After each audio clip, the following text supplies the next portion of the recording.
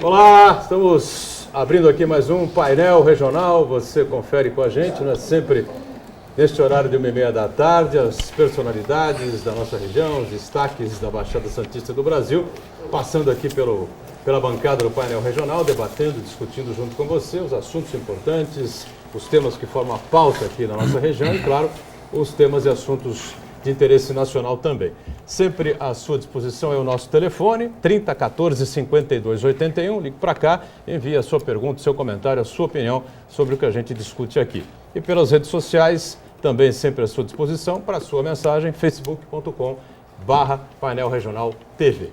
Conosco aqui na bancada do Painel Regional, começando sempre aqui pela minha esquerda, o Luiz Carlos Janelli, que é o coordenador do PROCON de São Vicente, ao lado do nosso Heraldo José dos Santos, mais uma vez com a gente aqui. E aqui à minha direita, Francisco Pacilo, advogado, comentarista habitual também aqui do nosso painel regional. Na abertura, os destaques, né? As manchetes, ou a manchete do jornal aqui, o Diário do Litoral, parceiro do dia a dia aqui do painel regional. Está aí a manchete do DL: vereadores devem questionar executivo.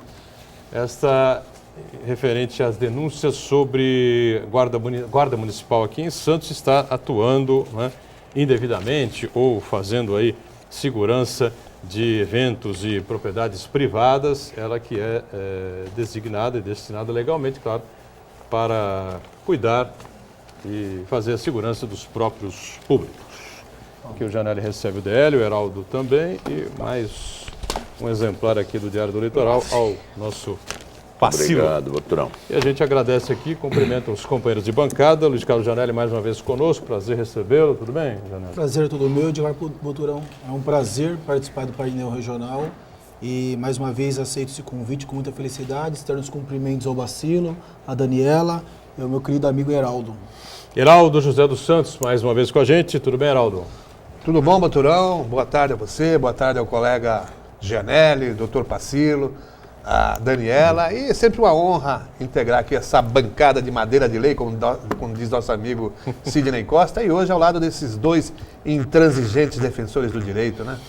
Muito bem. Francisco Pacilo é mais um desses intransigentes defensores do direito, está mais uma vez com a gente aqui, habitualmente segundas-feiras participando conosco, comentando conosco, enfim. Tudo bem, Pacilo? Tudo bem, Boturão. É uma satisfação estar aqui com vocês, hoje com o Janelli, que tem uma espinhosa e difícil missão de cuidar do consumidor, né? A gente sabe o que o consumidor sofre, é um absurdo, então essa missão tem que estar com alguém como ele, né? O italiano Janelli, que tem que cuidar do consumidor. Heraldo, que estava com saudade, fazia tempo que não o via, uma satisfação só pela televisão, pessoalmente é muito melhor, podemos tomar um café. E com você, telespectador, que nos prestigia com esta audiência extremamente honrosa, Boturão nesse comando e a Daniele Fiscarelli fiscalizando o nosso trabalho. Perfeito, né? A Daniela vem já também, né? Lembrando, nós estamos sempre online pelo site da TV Santa Cecília, o Santa Portal, clique no ícone do painel regional e acompanhe a gente em tempo real. E o programa encerrado vai para o YouTube, você pode rever depois, né, claro, os trechos que julgar mais interessantes ou o programa por inteiro. A Daniela mais uma vez com a gente aqui, acompanhando a sua participação e toda a produção aqui do painel regional. Tudo bem, Dani? Tudo. Boa tarde, Boturão, convidados. Boa tarde a você de casa que está nos assistindo. Nosso Facebook está aberto esperando a sua participação. Envie suas perguntas, sugestões, opiniões. A nossa bancada do painel regional é democrática. E a produção também está te esperando através do telefone 30 14 52 81. E mais uma vez eu lamento profundamente, a gente tem que começar o programa aqui, né? Deixando aqui nossa mensagem de pêsames, né, à família do nosso querido e já saudoso a esta altura, Pedro de Paulo Neto, né? Jornalista, radialista, cronista esportivo há quase 60 anos, praticamente 60 anos, atuando aqui nas emissoras de rádio da nossa região da Baixada, aqui em Santos principalmente, atuou na Rádio Gazeta e na Rádio Bandeirantes também em São Paulo, depois retornou a Santos, formou a parceria importante, né, há mais de 20 anos, quase 25 anos, com o nosso Armando Gomes. Eles criaram o programa Esporte por Esporte, né, que iniciou-se na antiga TV Litoral, né, e depois transformou-se aqui na Santa Cecília TV, e o programa está no ar aí com muito sucesso até hoje. O Pedro, uma figura inquestionável, não é? Um cidadão competente, correto, sério, não é? Honrado, E fica aqui a saudade de todo o time do painel regional e a nossa mensagem, né, ao Pedro Luiz. Estive lá hoje, conversamos juntos, encontramos lá o Vinagre também, né, claro.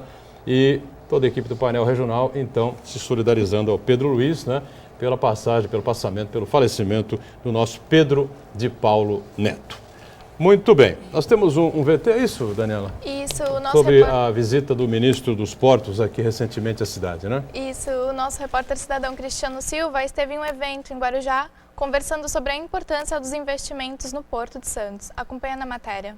Aqui na Companhia Docas do Estado de São Paulo, aqui no Porto de Santos, agora com o doutor Manuel Rogério Garcia, que é advogado. E eu pergunto, doutor, qual a importância dos investimentos anunciados pelo ministro aqui para a cidade de Santos, e em especial para os empresários? Eu vejo os investimentos anunciados com muita esperança, ainda mais num momento tão difícil, tão sensível para a economia brasileira e aqui para o Porto de Santos.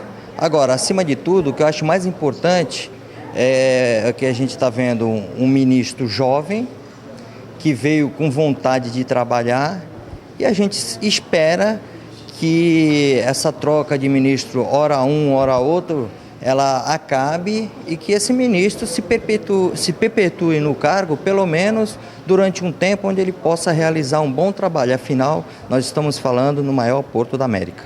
Doutor, os empresários, o que eles estão fazendo para poder driblar essa crise que está assustando todo o país? É criatividade, corte de gastos. Para quê? Para assegurar o principal, que é o posto de trabalho para os nossos trabalhadores. Boturão, então agora quem falou foi o advogado doutor Manuel Rogério Garcia. Imagens, Rafael Serafim, o repórter cidadão para o painel regional. É com você, Boturão. Muito bem, valeu aí a reportagem, a participação do Cristiano Silva, junto ao nosso Manuel Rogério, também comentarista habitual aqui, deverá estar com a gente amanhã, participando de mais uma edição do painel regional. Eles lá na Codesp, acompanhando a visita do ministro de Portos, novo ministro de Portos, como salientou o Manuel Rogério, né? O Helder Barbalho, filho, né, do ex-ministro, ex-senador e agora deputado federal, Jader Barbalho. Né? As coisas ficam passando aí de pai para filho, uma coisa assim impressionante, incrível. Os investimentos feitos, o Pacilo acompanha muito bem isso, o Heraldo também está sempre atento, e o Gianelli, claro, atento às questões da região. O ministro falou em mais de 5 bilhões, né, de investimentos aqui para o Porto de Santos, 1,5 bilhão já com esses arrendamentos, onde nós devemos ter aí 3 novos terminais aqui, que serão licitados agora a partir de dezembro, enfim. E eu deixo aí aberto o comentário de vocês a respeito dessa visita do ministro, já que houve uma grita muito grande sobre esses 3 novos terminais, né? Lá no Terinhos, na Ponta da Praia novamente, enfim, o prefeito exigindo lá que sejam colocados filtros para que não haja mais aquela poluição na área da Ponta da Praia, enfim, uma situação, todo um contexto envolvendo aí o nosso porto, né, o Pacilo? Doutor, você tem razão, é sempre uma expectativa muito grande e os políticos falam mais do que agem, né? O ministro, numa mudança política, né, num balcão de negócios em Brasília, o que acontece? De repente nós já tivemos 5 ministros da CEP. Nada funciona assim. E isso tem uma repercussão muito grande, porque reflete, isso é um efeito dominó, vem exatamente para a direção da companhia. Então não tem companhia que vá para frente. Hoje a companhia tem quadros efetivos, competentes, dedicados, que tiraram a companhia de uma situação deficitária de longo tempo. Isso tem que ser visto e nós não podemos criar descontinuidades ao sabor da política. Isto é ruim para a companhia, para o conjunto da sociedade, para o Estado, para o Brasil e para a economia nacional. Deste modo, acho que nós temos que refletir eventual descontinuidade, né? Isto é muito ruim, se cria um clima de instabilidade, os projetos param. Eu tenho e sou obrigado a concluir que está se criando uma nova cultura, né? Começou aí com a vinda do Almir Klink, uma cultura da nova Codesp, da competência, dedicação, envolvimento, capacitação, né? Atualização e resultado, muito importante. Foi constituída uma consultoria que trouxe uma metodologia, né, caminhando para a meritocracia, e nós temos que avançar. Nós não podemos ficar à mercê desse jogo político muito ruim, distante. E eu vejo, viu, Boturão, com muita preocupação, esses números, esse volume. a partir do momento que o regime anterior, que era a Lei 8.630, dava uma série de competências locais. E já agora em 2013, com a 12.815, essas competências foram sonegadas, foram desabilitadas. Esse dinheiro todo que entra do arrendamento vai primeiro para o Tesouro. Quer dizer, para voltar vai ser bem difícil e vai voltar, infelizmente, em função das manobras políticas. E o Porto não vive de manobra política. O Porto vive das manobras dos práticos, dos navios e das manobras daquelas pessoas que estão vinculadas, dedicadas ao trabalho pelo Brasil. Muito bem. Janelli acompanha também essa situação, Heraldo, fiquem à vontade aí. Acompanho e eu faço coro às palavras do Bacilo. Infelizmente, parece que existe uma agenda. Toda vez que troca ministro dos portos, a primeira coisa que ele faz é visitar o Porto de Santos e prometer uma série de investimentos aqui, que esses investimentos acabam nunca chegando. Precisa ter um profissionalismo com relação à gestão do porto, haver um estabelecimento de um planejamento de gestão com metas devidamente traçadas, de modo que a alteração política não venha afetar a gestão do porto, porque esse é o principal instrumento para desaguar as cargas para o exterior, para que venha um investimento para o país. E essa questão política, efetivamente, ele atrapalha nessa logística, nessa dinâmica de estruturação do país.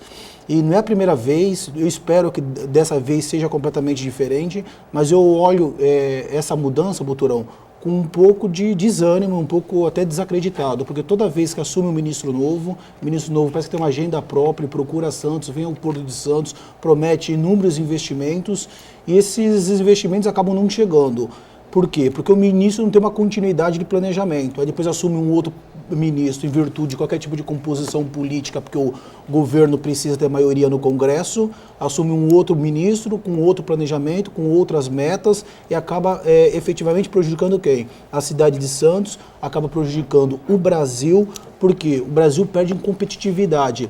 Haja vista a falta de estruturação para que as suas cargas venham a ser exportadas de modo que diminuir o valor agregado e o Brasil poder competir no exterior de igual para igual qualquer outro país do mundo. Muito bem. O Heraldo, você lembra bem dessa ação que envolve aí a Prefeitura de Santos, a Câmara de Santos, o vereador Banha tomou a frente também com relação aos parlamentares aqui da cidade, para que se evitasse mais poluição na área da Ponta da Praia, enfim, né? E o prefeito agora cobra, né, cobrou do ministro na reunião, aí, se não me engano, quinta-feira, né? Uma tomada de posição do Ministério, né, do Governo Federal, com relação a esses terminais que ficam gerando esses particulados, né, que trazem aí problemas sérios e um aumento significativo. Todos os médicos que passam por aqui, né, sempre salientam isso, né? Problemas respiratórios aqui na cidade. E mais um terminal sendo colocado lá para movimentar cargas, provavelmente o problema só tende a aumentar, né? Mas aí a Casa Civil derrubou essa liminar que eles haviam conseguido, né? E estamos, acho que nas mãos, né, do governo federal. Não sei o que é possível fazer para se fiscalizar isso. É verdade. De início a gente tem que lembrar também que o vereador Banha, ele ingressou com uma representação no Ministério Público Federal, apontando, né, todos esses problemas, né, de ordem de saúde pública, porque a população ali do Macuco, Ponta da Praia, Estuário, já sofre muito com os terminais existentes.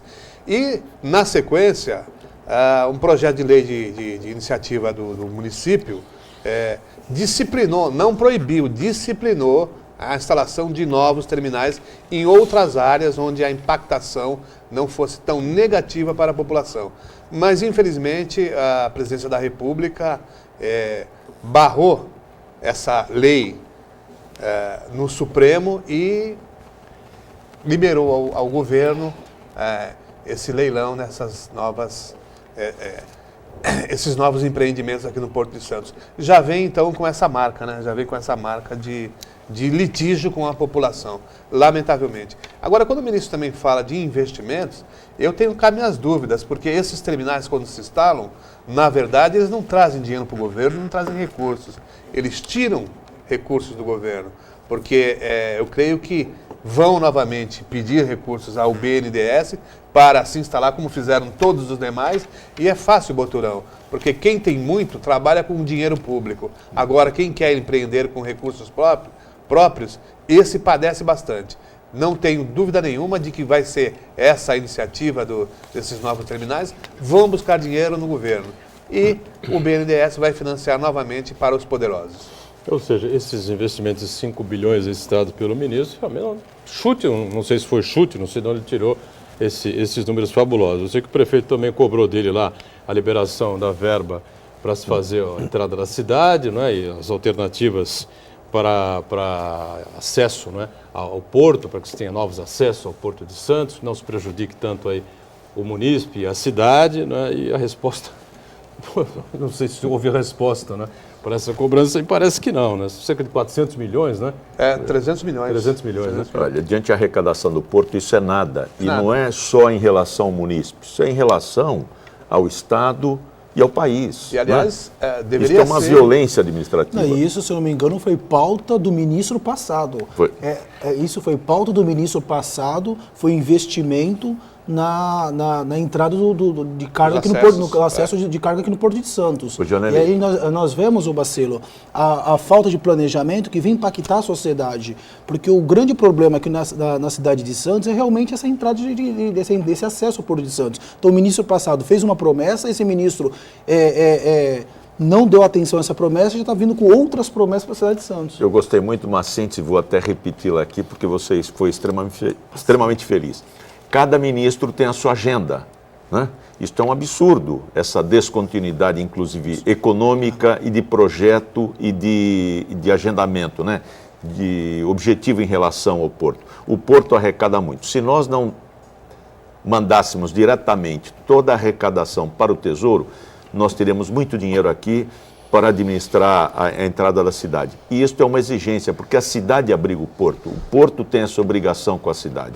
Não é nenhum favor, é uma obrigação do administrador público federal remeter esses valores aqui, que são arrecadados aqui no Porto, para que a cidade possa não sofrer tanto com isso. Aliás, aquela discussão antiga, né? Nós já discutimos isso aqui, inclusive até na sexta-feira. Se nós tivéssemos aqui em Santos o que os grandes portos do mundo inteiro têm, que é a administração local, né?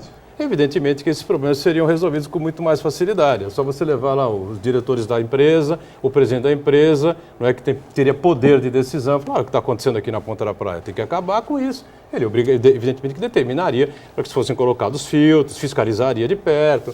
Mas, como disse o Pacilo, essa administração à distância... Ou outras áreas mesmo, como regulamentou bem essa legislação nova.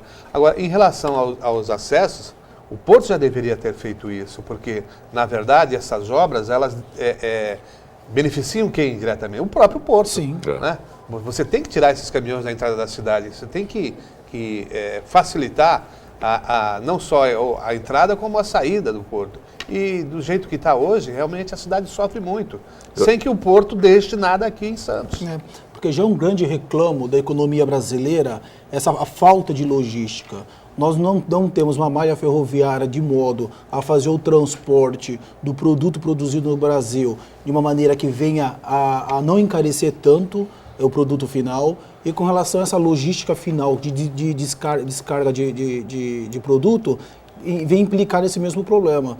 Acho que assim, tem que se estabelecer uma metodologia concreta, independentemente desses fatores políticos, como passou o Dr. Pacilo, para que o Brasil, para que Santos, para que a sociedade, ela venha desfrutar do Porto na sua magnitude. O grande problema é que a sociedade de Santos, da Baixada Santista, ele vem sofrer, principalmente em época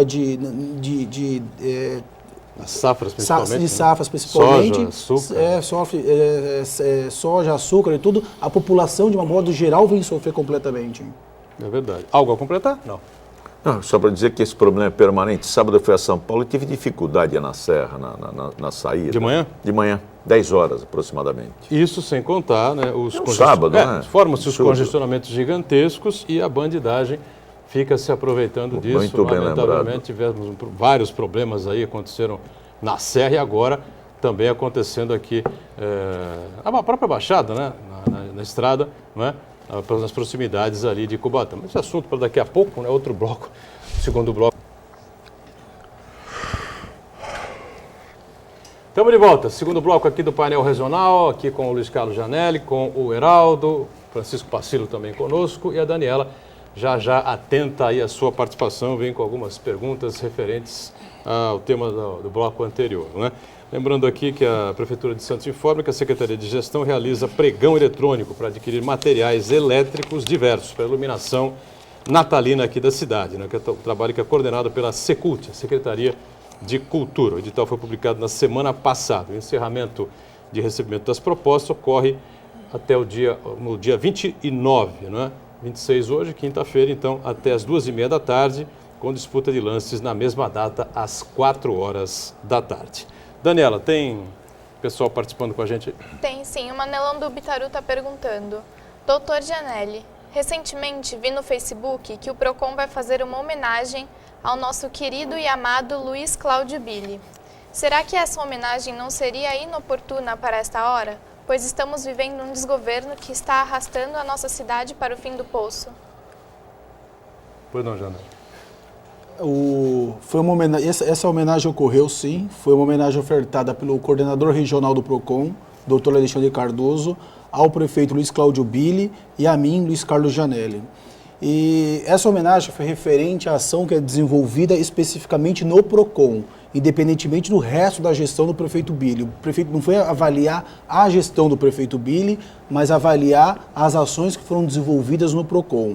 Segundo a própria Fundação PROCON, o PROCON de São Vicente hoje em dia é referência no estado de São Paulo no que tange a metodologia de trabalho, a planejamento de trabalho, a efetivação do atendimento aos consumidores, e isso coloca o PROCON numa situação muito confortável com relação à ação desenvolvida pelo PROCON. E nessa homenagem, inclusive, havia representantes da própria Fundação PROCON.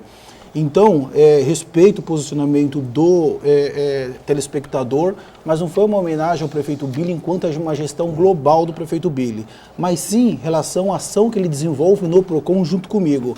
Eu acho, modéstia à parte aqui, com todo respeito, que a homenagem foi justa porque o PROCON de São Vicente está atingindo índices excelentes, a população vicentina está se sentindo assegurada pelo PROCON de São Vicente. Hoje em dia nós temos um convênio com o Poder Judiciário de modo a facilitar e atender melhor a população.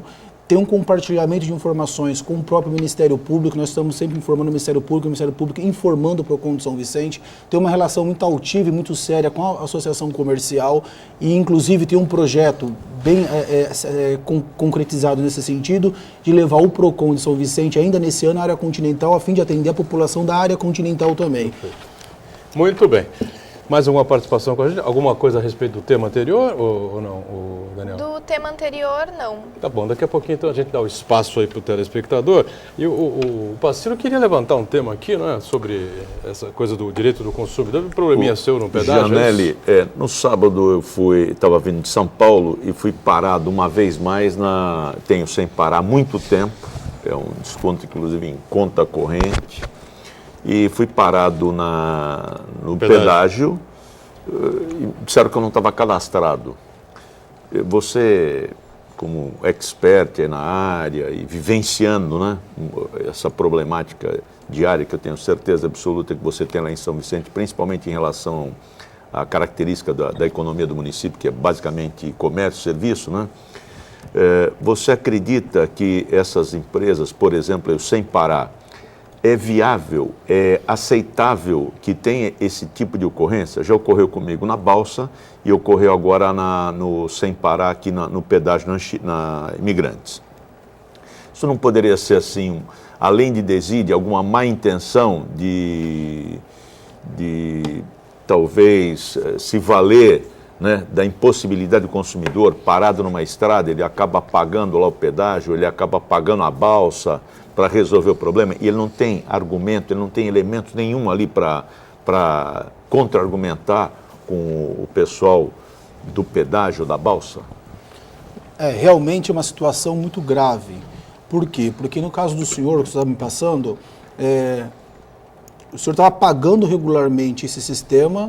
É automático. É automático e foi impedido da sua utilização. essa empresa ela tem que oferecer ao consumidor a segurança completa na utilização do sistema. Ela não pode impor esse constrangimento moral ao consumidor. E o consumidor, nesse caso, ele pode se passar sem qualquer tipo de obrigação da empresa, e a empresa tem que arcar com isso. Agora, ele não pode passar para o consumidor esse constrangimento de deixar o consumidor no meio de uma estrada, prender o consumidor no meio de uma estrada, em virtude de um prejuízo técnico seu próprio. Gianelli, muito interessante. Eu até fazer essa pergunta para complementar a tua exposição, que você está sendo brilhante aí. Então, você recomenda que o consumidor, num caso desse, pare, leve a cancela ou suspenda a cancela. Ele não pode ser impedido? Eu não digo leve a cancela, assim. Não, ele deixa lá, mas ele passa, ele pode ir embora. Ele deve ir embora. Um grande advogado amigo ele nosso deve ir embora. Aconselharia, exatamente. Não, ele pode ir embora, ele deve ir embora, por qual razão? Ele não está tendo dolo de deixar de pagar o pedágio. Pelo contrário, ele estabeleceu um plano que ele vai pagar efetivamente o pedágio. Ocorre que, por uma questão técnica da empresa, o consumidor não pode ser afetado. Então isso não vem caracterizar ainda ilícito penal, porque ele não tem o elemento subjetivo do tipo, que é o dolo de deixar de pagar pagar o pedágio. Pelo contrário, ele estabeleceu um plano para poder pagar. A empresa, por problemas técnicos, ela deixou de fazer o devido faturamento, ou fez o faturamento e não fez a devida comunicação. Esse problema da empresa não pode ser imputado ao consumidor. Então, o consumidor não pode ser responsabilizado criminalmente por um fato que não foi praticado por si, e sim pela empresa. Então, nesse caso, eu sugiro que o consumidor passe sim. Levar a cancela vai dar um arranhãozinho no carro. Na verdade, ele já pagou, né? Porque já foi debitado e isso não foi constado ali no registro. Então, o consumidor ele não pode ser imputado a ele um dano, uma responsabilização criminal por um fato que não foi cometido por ele. O meu sistema... Carro, não, então, o sistema que nós temos lá, ele é pago posterior, porque ele não sabe quando é que você vai atravessar. Eu não faço um depósito. Todo mês, eu passei 10 vezes para São Paulo. Então, ele vai lá no dia 15 e cobra lá R$230. Então, até dentro da sua colocação brilhante, realmente eu tenho o plano, eu tenho este contrato, eu posso pagar, porque eu vou pagar depois, eu vou passar depois. Ele que anote, em função da imperícia, imprudência, negligência técnica, falta de investimento no seu software. Uma falha no sistema. Uma falha. Ele que arque com a... Anote, manda a fatura posteriormente. Agora que ele não pode muito interessante, muito esclarecedor. Muito bem. A gente só não vai orientar a furar a casa. Vai fazer aquele risquinho na frente, de repente vai danificar o veículo, né? Dependendo do carro que for. É um contrato, né? Se a empresa aceitou a cobrança posterior, mas ela cobra uma taxa de administração por isso também? Cobra. Então ela nunca perde. Agora, o que não pode realmente é deixar o se não desse lucro, estava fechado. E já tem concorrente também no mercado. Né? Então, já está começando a ter concorrente, é bom. Olha, a gente falou dos problemas, dos congestionamentos enormes, né, que as dificuldades, os acessos, de acesso ao Porto de Santos causam aqui para o santista, para o vicentino, principalmente o cubatense também, nem se diga, né? E o que acontece é que a bandidagem vem se aproveitando cada vez mais disso, né? Até dois meses atrás, aproximadamente, a gente só tinha relatos aí, não é, de assaltos, enfim, na descida da serra, pela Anchieta, né, quando passava ali o Forte Apache, né, no alto da serra, e descia-se até a altura dos bairros Cota, ali, né, é que havia paralisação, sempre por algum problema, ônibus devagar, um acidente com caminhão, qualquer coisa assim, parava o trânsito, como para até hoje, né? E as pessoas ficam ali entregues, né? Se a bandidagem sair para assaltar, não tem como você escapar. Agora, a gente tem tido relatos diferentes, né? Ônibus fretados, 2 ônibus fretados foram assaltados já embaixo, aqui na altura de Cubatão, né? E na entrada da cidade de Santos, recentemente também, uma moça foi assaltada e outra, uma professora, também que estava se dirigindo a Cubatão para ministrar aula, ficou inclusive desesperado, levou um tiro, né? Um tiro no ombro, né? Isso. E está desesperado, está querendo até deixar de lecionar em Cubatão. De lecionar em Cubatão. Aliás, qualquer pessoa teria essa iniciativa, né, Heraldo? Eu acho que sim. Agora, curioso é que na semana passada nós tivemos aqui a presença do primeiro secretário de Segurança Pública, depois o governador do Estado. E se falou numa solução paliativa que causou bastante estranheza, que seria permitir que os fretados descessem pela pista da Imigrantes. Ora, esse pleito vem sendo reivindicado desde a abertura dessa pista. E a alegação é que não se pode permitir a descida de ônibus por uma questão de segurança em razão do declive da pista que não ofereceria segurança. Agora, se não oferece segurança, como é que vai permitir que os fretados desçam? E se uma vez deixarem os fretados, os demais ônibus que fazem essa ligação São Paulo-Santos e as demais cidades aqui da Baixada também teriam direito de descer pela pista da Imigrantes. Ou não seria assim? É assim. Uma questão isonômica para todos. É Agora, assim. Não acredito que isso venha a acontecer, não. o que o governador teria que fazer era devolver ao sistema enchente imigrantes o policiamento que existia, porque quando da inauguração do Rodoanel, parte do efetivo, doutor Pacilo, foi levado lá para o Rodoanel. E desde então não se repôs essa força policial para que pudesse até policiar com mais eficiência, somente ali no trecho da Serra, já descida de Cubatão. E desde que o Boturão lembrou bem, desde que desativaram o chamado Forte Apache, que a situação se complicou muito mais. Realmente, se houvesse uma fiscalização ali naquele trecho, eu acho que a gente conseguiria acabar com aqueles assaltos que vêm ocorrendo frequentemente ali naquele trecho. Forte Apache, para quem não sabe, para quem não tem informação, é aquela casotinha ali que fica no alto quando começa a descida da serra pela antena, pista sul, né? Tem uma antena ali, não tem? Tem uma antena ali. Não, mas ali na subida, ali, antes de chegar a Cubatão, tinha um posto da rodoviária, lá em cima que ele tinha aquele cercado, né? Também tinha. Que lembrava chamado Forte Apache. Agora, Heraldo, eu acho que o secretário, quando ele falou, nós acompanhamos bem de perto. Essa aí foi já o governador que disse. Não, e o secretário também falou da possibilidade do fretado descer? Não, o governador.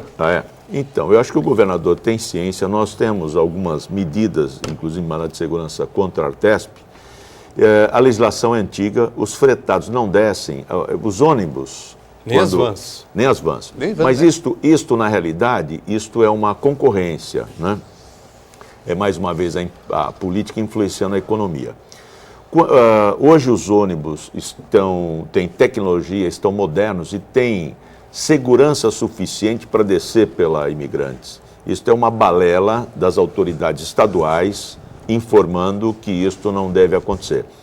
Porque... Eu só vou fazer um contraponto. O Heraldo e o Janelli, não sei se viram, não sei se você também viu, o jornal A Tribuna, nesse final de semana, colocou a explicação do governador, a tese do governador, como o Heraldo explicou aqui, e ao lado, né, colocou de novo uma foto, uma matéria antiga, né, com um engenheiro que participou desse projeto aí, exato, né, do túnel dessa pista de descida da rodovia dos Imigrantes, onde ele diz o seguinte: se liberarem ônibus e vans para descerem pela pista da Imigrantes, eu só utilizarei a Anchieta. Diz ele, um engenheiro especialista na área e participou desse projeto aí da segunda pista da rodovia dos Imigrantes. Me foge aqui o nome agora do cidadão, mas ele disse que o risco é muito grande, viu, parceiro? Eu não vi a matéria, mas nós temos aí aproximadamente quase 20 mandados de segurança contra a Artesp. Existe todo um levantamento técnico, inclusive atualização da legislação. E hoje os ônibus e as vans têm tecnologia suficiente para descer a Imigrantes. Acho que é uma polêmica e uma concorrência com os ônibus. Essa perseguição nas vans é algo muito ruim, porque a van não faz concorrência com o ônibus, a van ela é ponto a ponto. Mas ela também não desce, a van. Não desce também, nem os ônibus. Existe aí um monopólio de algumas companhias que querem manter isso a qualquer custo e a qualquer preço. Então, lamentavelmente, as autoridades estaduais que cuidam dessa questão do trânsito, né, impõem uma série de barreiras. O trânsito exclusivo na região metropolitana. Então, quer dizer, você pode andar aqui quilômetros com esse ônibus e com essa van, mas você não pode subir a serra e não pode descer. são algumas coisas que são contraditórias em relação a toda uma tecnologia existente. Eu gostaria que as autoridades, né, demonstrassem efetivamente, através da física, da engenharia, tal, que não é possível e mostre e demonstre de maneira clara e objetiva, né, fazendo a prova, de que não existe tecnologia nem segurança para os ônibus descerem pela imigrantes. Mas diante de tudo isso, a gente vê a incoerência, a completa incompetência do próprio Estado. Por quê? Porque o problema inicial, atualmente, o que seria? A falta de segurança. A falta de segurança em virtude de atender a população que está sendo roubada, está sendo furtada aqui na região da Baixada Santista, na descida, da descida. Está tendo, inclusive, até morte. E aí, o que eles fazem? Agora pode descer pela pista. Agora pode, ou seja, ele está tentando... Estariam sendo feitos estudos, né? Os estudos, nesse momento, para tentar tampar um pouco o sol com a peneira, para fim de suportar uma falta de gestão com relação à segurança pública, no melhor preparamento dos policiais, o maior efetivo dos policiais, porque a segurança clama por um efetivo maior no estado de São Paulo, clama por uma valorização maior dos policiais, e não existe. Aí agora, com a finalidade, no contraponto, inúmeros moradores que trabalham em São Paulo, que têm a sua atividade profissional em São Paulo, clamam também por essa liberação de imigrantes, e também o Estado, até o presente momento, não liberou. Então, com a finalidade de suportar, com a finalidade de colocar um cobertor sobre um problema, ele está pensando em fazer esse estudo. Esse estudo deveria ter sido feito antes, de modo a atender melhor a população. Agora, a população não é bem atendida, a segurança pública não é dada atenção como realmente merecia, o quadro efetivo de policiais no estado de São Paulo é muito pequeno, há uma completa desvalorização e sucateamento da força pública no estado de São Paulo, a polícia civil, polícia militar estão extremamente em falta de investimento, e aí qual é a finalidade disso tudo? Qual é a consequência disso tudo? É esse caos que a sociedade vem sofrendo. Vamos para um rápido intervalo, na sequência a gente retoma aqui o nosso painel regional, é rápido. Lá.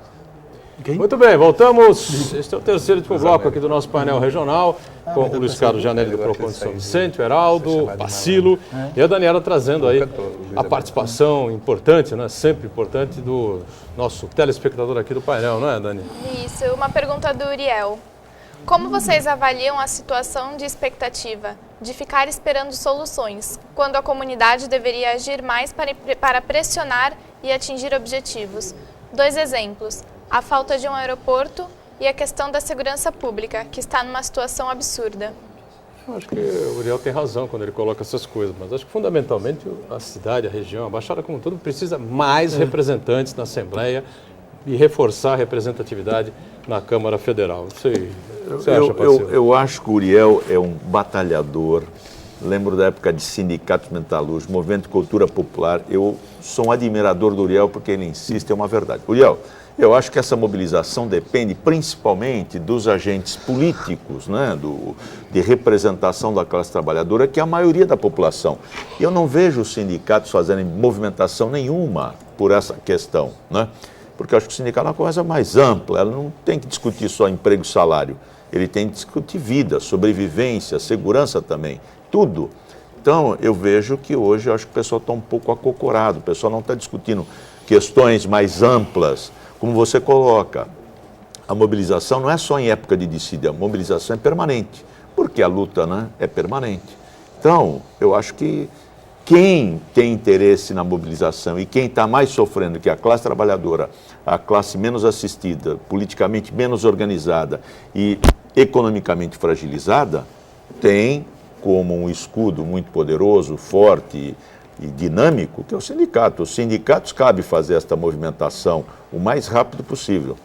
Essa discussão do aeroporto ela já beirou o ridículo, né, Heraldo? Sem dúvida. Primeiro se fala no aeroporto de Itanhaém, depois volta-se a discussão aqui para o aeroporto de Santos, e isso já vão mais de 20 anos, depois quase 30 anos. Grande também, e, depois podia não sei o quê. E não se tem, quer dizer... Não se define e não se faz, não se realiza. A quantidade, né, o volume de recursos que já correu dos cofres públicos, ou por corrupção, ou por emprego em obras inacabadas, já teríamos resolvido esse problema aí do aeroporto regional. Mas, infelizmente, a Baixada parece que realmente enterraram um sapo aqui e nada avança. Absolutamente nada, doutor Pacílio. O senhor que conhece grandes centros aí no país e no exterior.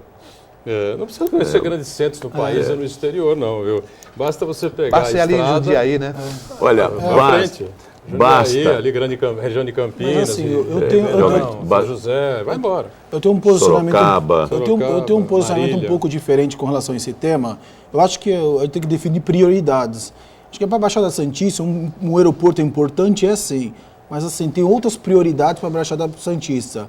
Esse gargalo que sofre a logística da Baixada tem que ser resolvido imediatamente, que será uma prioridade que estaria à frente do aeroporto e tudo. E com relação à segurança pública mesmo. Mas esse é um problema nacional e aqui no estado de São Paulo com um impacto muito grande. Enquanto o poder presente, o governo do PSDB, o governador Geraldo Alckmin não fizeram um investimento sério na polícia, um investimento de valorização na polícia, um investimento de contratação de policiais, um investimento de estender a malha policial por todo o estado, de forma que vai evitar realmente essa crescente da criminalização, porque hoje a criminalidade encontra em São Paulo um local muito frutífero para o crime. O sistema penitenciário do estado de São Paulo, como diz o próprio Vicente Cassione, é um conglomerado de jaulas. E ali serve para quê? Para fomentar, para crescer e para aumentar a criminalidade. Eu acho que o aeroporto é algo importante para a Baixada Santista. Eu faço votos que o aeroporto venha para a Baixada Santista, mas que a Baixada Santista tem outras prioridades que ela deveria ter que defender. E com relação à representatividade, realmente falta a Baixada Santista, aí eu coloco o culpa um pouco nos eleitores da Baixada, a gente votar muitas vezes em pessoas de fora aqui da região, pessoas que depois a gente perde de qualquer vínculo. Nós deveríamos ter uma representatividade maior aqui da Baixada Santista e o povo realmente se unir e votar em representantes aqui da Baixada Santista, de modo que haja facilidade para que possamos cobrá-lo. E uma atividade parlamentar um pouco mais efetiva. Muito bem. Janelli, mas eu acho que precisa um pouco também de qualidade nesse voto. Sim. O eleitor, ele muito que se esforça. Por exemplo, elegemos um representante aqui para a Câmara Federal. Esse representante dá um prêmio para o governador no estado que está faltando água. Ele dá um prêmio exatamente sobre essa questão, que ele é um grande gestor das águas no estado. Não, isso é uma contradição, né? Isso é uma ofensa à inteligência mínima. Eu, sábado, em São Paulo, lá na Casa Verde, na casa de uma pessoa, fui pegar água, etc. Tal, o pessoal falou assim, não tem água, é só até às 11 horas, depois é só domingo. Né? Você tem que pegar água, etc. Está faltando água em São Paulo, todo dia. Está faltando água em São Paulo. Então é uma vergonha este deputado dar um prêmio para o governador dizendo que ele é um gestor maravilhoso em águas. Inclusive, se eu não me engano, veio uma própria parecer da própria ONU. É o governador Torneira Seca.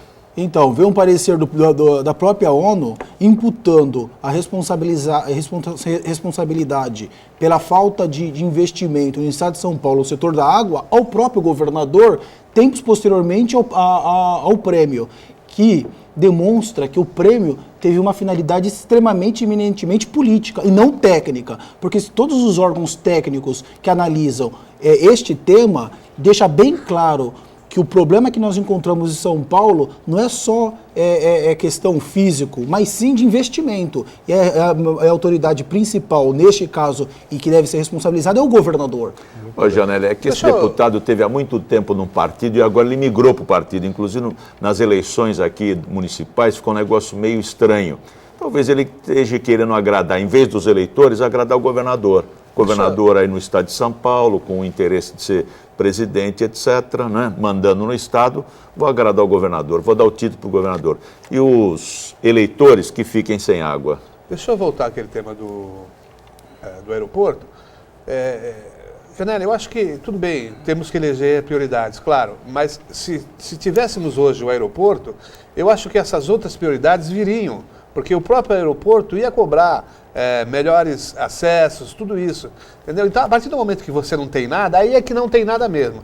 Quando você tem alguma coisa, alguma coisa, naturalmente, ela impulsiona outras. Eu acho que se tivéssemos o aeroporto, teríamos, sim, melhores condições nas estradas, uns acessos melhores, porque viriam a importância da nossa região, do porto, do aeroporto, de movimentação de negócios, números, e isso impulsionaria, como a gente vê no interior, fora aí São Paulo. Geraldo, eu concordo também com o seu posicionamento. Quando o Gianelli falou, eu fiquei pensando. No aeroporto, eu acho que é muito mais fácil de você criar esse equipamento e ele seria o indutor dos demais. Até porque o avião não é tão caro esses há uma certa seleção, né?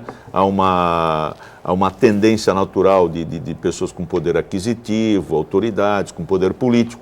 E isto, na hora que eles fossem se deslocar aqui na Baixada, iam sentir a dificuldade. Eu acho que o aeroporto seria um indutor desse alavancamento dos outros gargalos aí. Daniela Fiscarelli, mais participações com a gente? O Custódio Fernandes está dizendo: lendo uma reportagem hoje, a dívida interna do governo federal chega a 2 trilhões e 700 bilhões de reais. O que os senhores acham disso? A situação realmente é muito complicada, é muito difícil, né? Especialistas na área econômica parece que se controlam um pouco, né, para não causar um pânico geral em todos nós, né? Mas a coisa vai se complicando porque a inflação sobe, não é? A taxa de juros pelo menos não subiu dessa vez, né? Foi mantida pelo Copom na semana passada, mas é altíssima, estratosférica, talvez, acho que é a maior do planeta. Maior do planeta. A maior do planeta, mais uma vez, né?